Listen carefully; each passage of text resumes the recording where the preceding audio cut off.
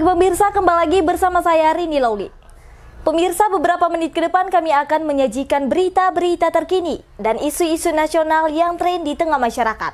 Masih dalam program 7 Inspirasi untuk Anak Negeri. Pemirsa, Komisi 3 DPRD Kabupaten Simalungun mempertanyakan keseriusan pemerintah dalam hal pengelolaan lahan seluas 200 hektar ex-Gutier yang berada di Kecamatan Tapian Dolok, Simalungun.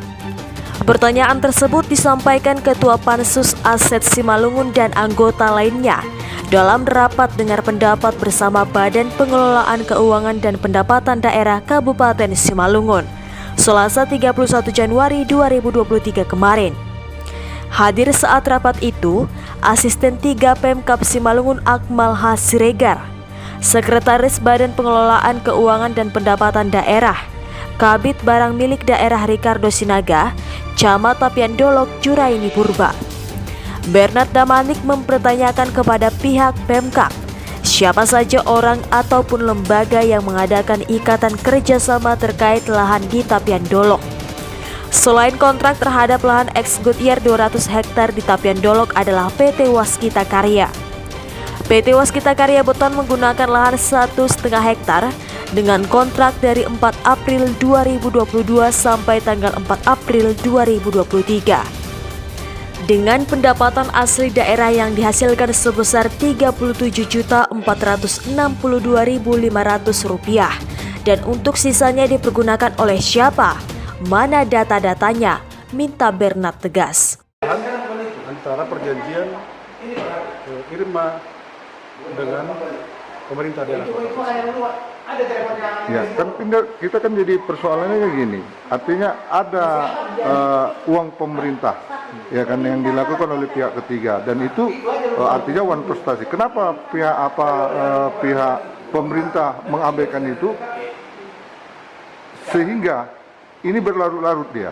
Nah, itu yang kita kecewakan terhadap kinerja daripada pemerintah saat ini, di mana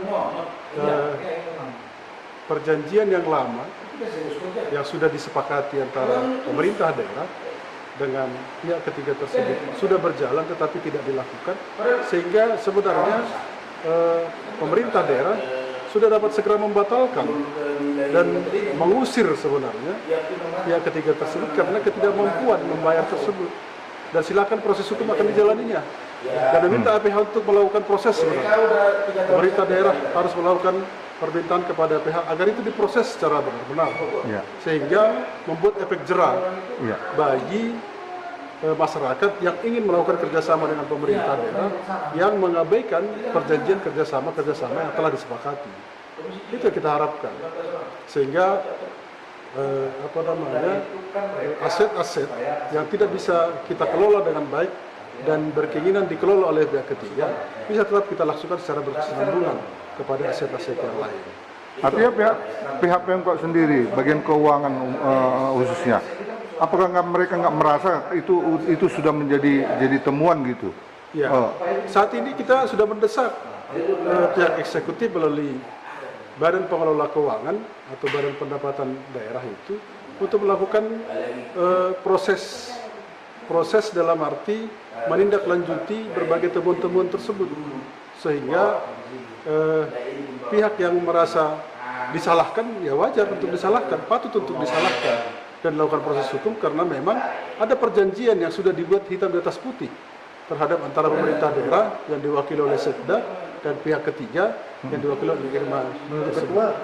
Pengetahuan ketua, sepengetahuan kita tidak ada pengaduan daripada Pemkab, tetapi akibat daripada adanya kerjasama ini yang ditemukan oleh BPK, kewajiban daripada pihak kejaksaan untuk melakukan proses terhadap itu kita lihat. Jadi tidak ada pengaduan daripada pemerintah daerah terhadap Irma Surait ini, sehingga APH juga kita lihat hanya melakukan pemeriksaan begitu saja, sehingga kita sangat berharap sebenarnya APH bisa mengambil sikap tegas terhadap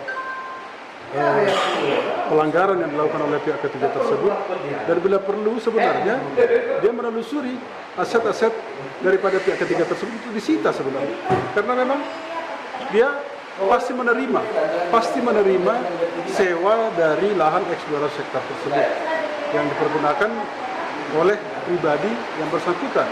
Karena tidak mungkin orang mengerjakan lahan tersebut tidak membayar, pasti akan diambil oleh pihak ketiga tersebut. Jadi kita sangat berharap sebenarnya PH juga bisa melakukan tugas secara baik sehingga kemitraan antara pemerintah daerah dengan kejaksaan ini benar-benar teruji dan bermanfaat bagi pemerintahan Kabupaten Simalungun. Ya ada. Tapi kita tidak bisa sebut lah. Tapi sampai saat ini kita masih melakukan penelusuran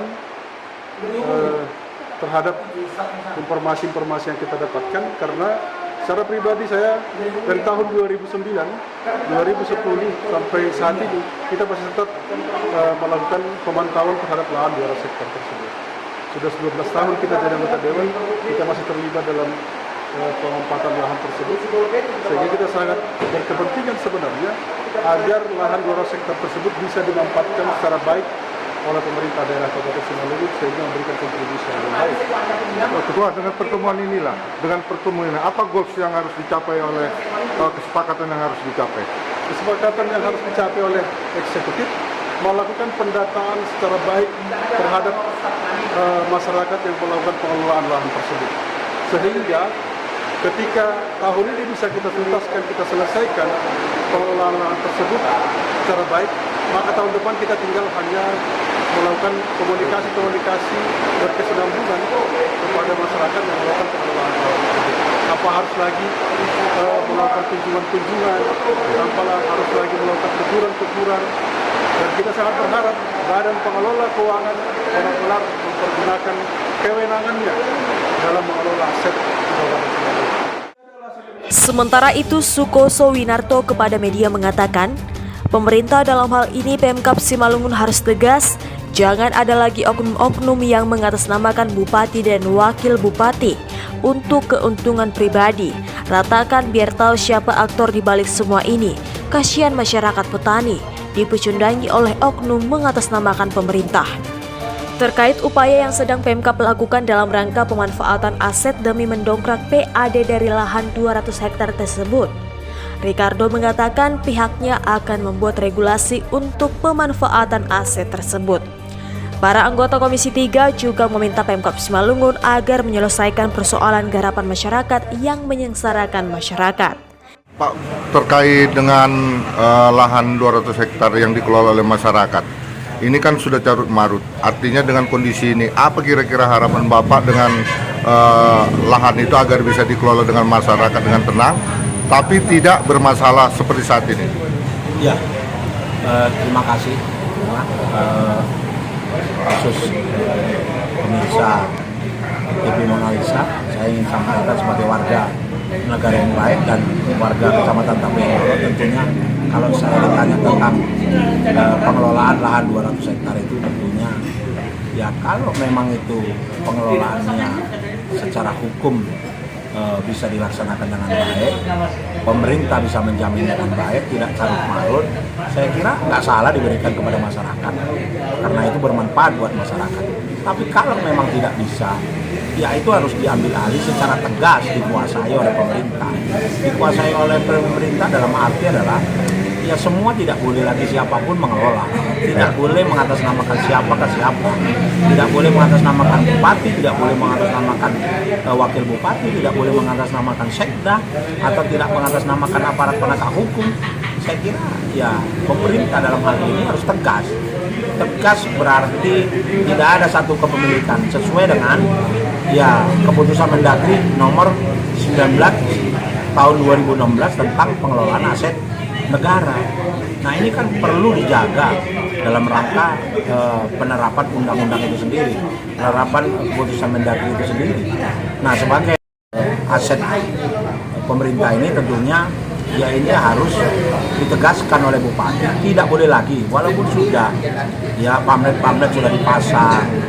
Saya kira ini kan masyarakat melihat peluang kan itunya, walaupun pamflet-pamflet sudah dipasang, melihat peluang Dan saya harus ingatkan kepada pemerintah harus tegas, karena juga di situ akan timbul konflik. Ya. Itu konflik kepentingan.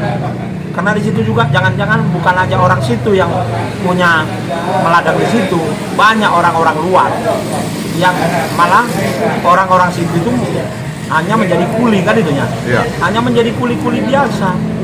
Jadi itu yang perlu dicari sebetulnya oleh pemerintah. Di situ kan ada fungsinya kepala desa, ada fungsinya camat, ada fungsinya satpol pp. Kenapa mereka tidak bisa mencari sampai sekian tahun ini? Siapa sih yang mengelola siapa, ya kan, yang mengerjai siapa, petaninya siapa? Itu supaya tidak timbul carut marut. Supaya apa? Tidak lagi ada masyarakat situ mengatasnamakan. Tapi ketegasan pemerintah yang perlu kita minta supaya ditegakkan rasa keadilan di situ. Itu aja yang paling penting. Arti ada informasi bahwa bahasanya Bapak terlibat juga di situ. Apa benar itu, Pak? Ya, saya harus tegaskan dan luruskan yang namanya Sukoso Winarto itu tidak pernah terlibat apapun di lahan 200 hektar, tidak satu jengkal pun tidak punya. Dan sekali lagi harus saya ingatkan, kalau ada orang-orang yang menjual nama saya, mengatasnamakan saya, tolong dilaporkan ke saya orangnya siapa supaya juga saya laporkan ke polisi. Karena itu adalah sudah membuat fitnah dan itu sudah kurang ajar. Saya kira untuk meluruskan hal ini supaya tidak lagi pemerintah juga dalam hal ini jangan-jangan ada yang mengaku-ngaku karena saya mungkin tim suksesnya bupati. Tidak, saya tidak punya kepentingan apapun di situ dan tidak punya orang-orang saya di situ. Saya kira demikian. Oke, Pak, makasih. Dari Kabupaten Simalungun, Sumatera Utara, Tim Liputan, Mona Lisa TV mengabarkan.